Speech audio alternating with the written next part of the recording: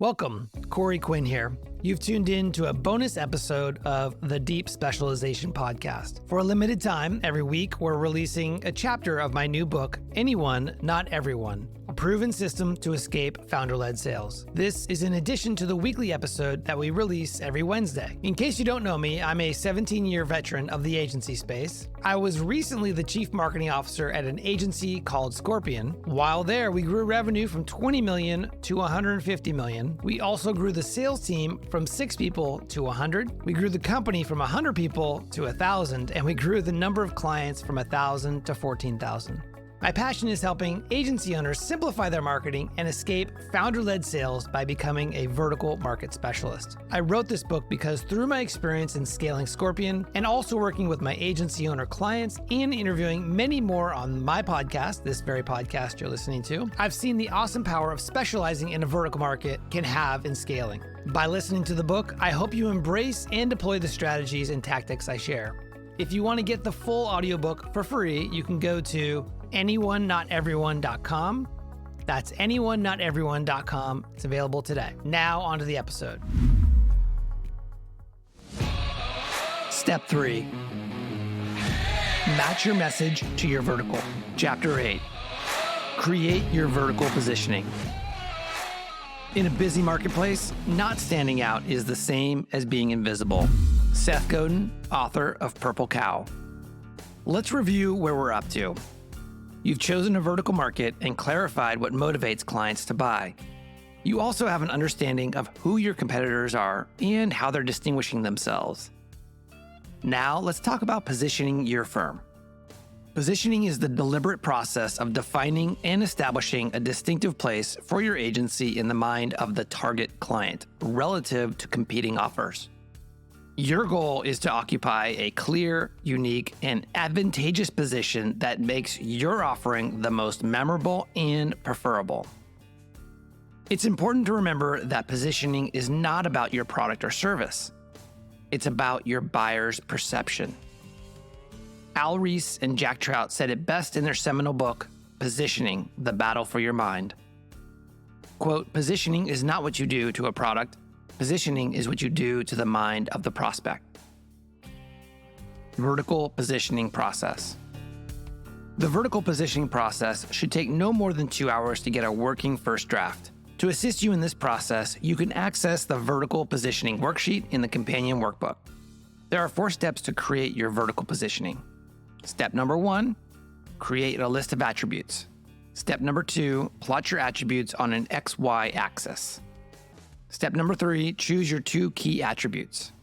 Step number 4, create your vertical positioning statement.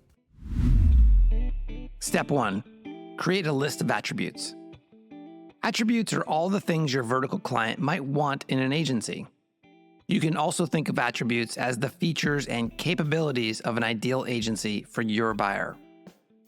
These can include expertise in specific verticals or services, a strong track record of successful campaigns, effective communication, the ability to work within a budget, and innovative approaches. They define what makes an agency an ideal choice for a particular client's needs. One of my clients is an agency that is an expert at providing long-term SEO strategies for their clients.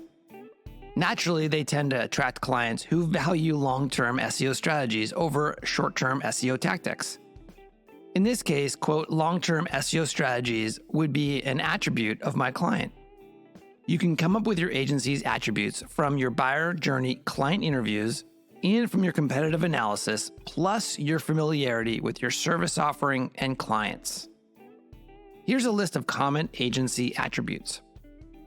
All-in-one, community-focused, custom solutions, cutting edge, done for you, original thinking, point solution, proactive support, results-focused, speed to results, thought leadership, transparency, true partnership, we care, we specialize in a service, we teach you how to become a marketer, we're big, we're small.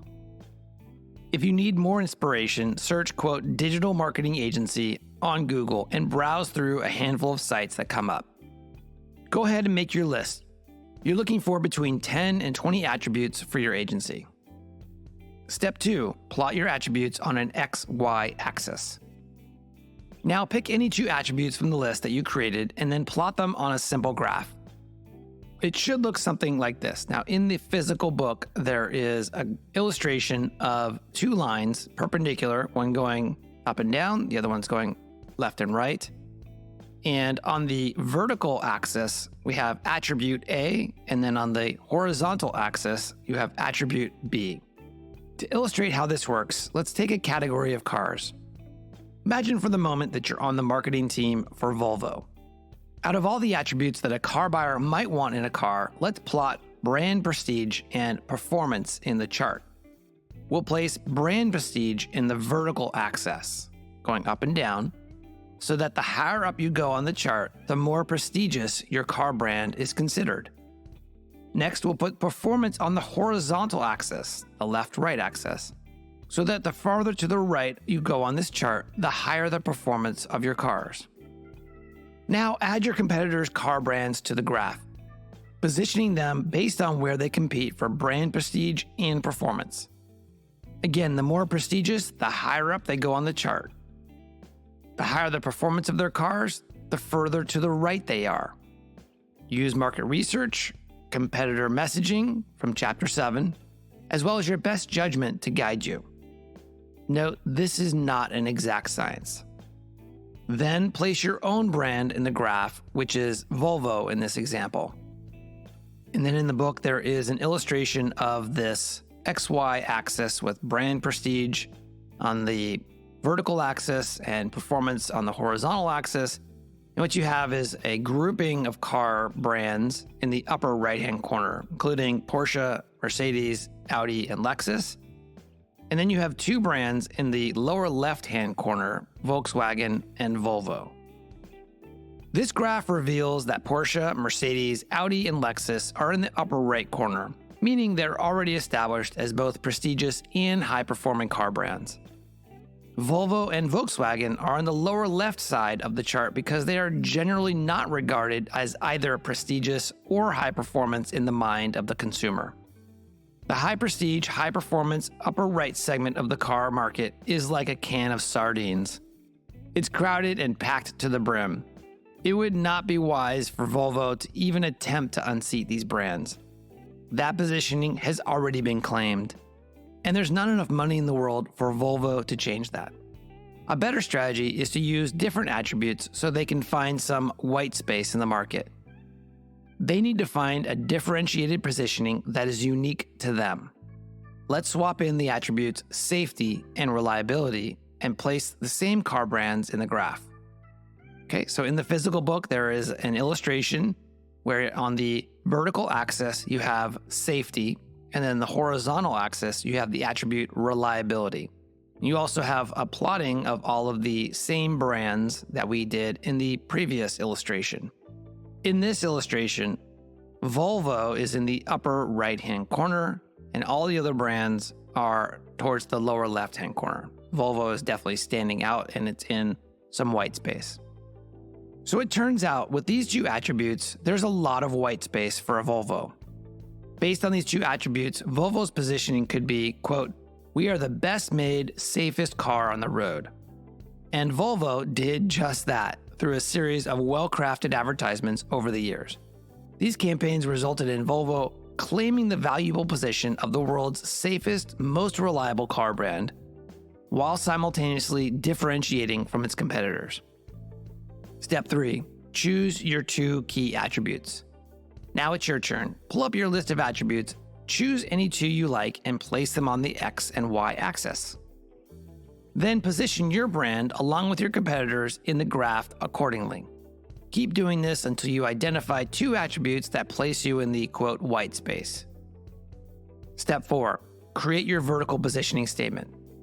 Now with your 2, quote, white space attributes, you can use this formula to create your vertical positioning statement. We help vertical with service by blending attribute 1 and attribute 2.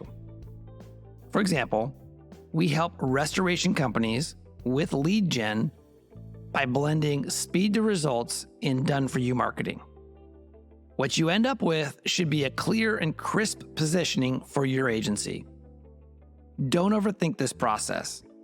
Instead, approach it as creating a draft positioning statement, one that you will test, revisit, and refine over time.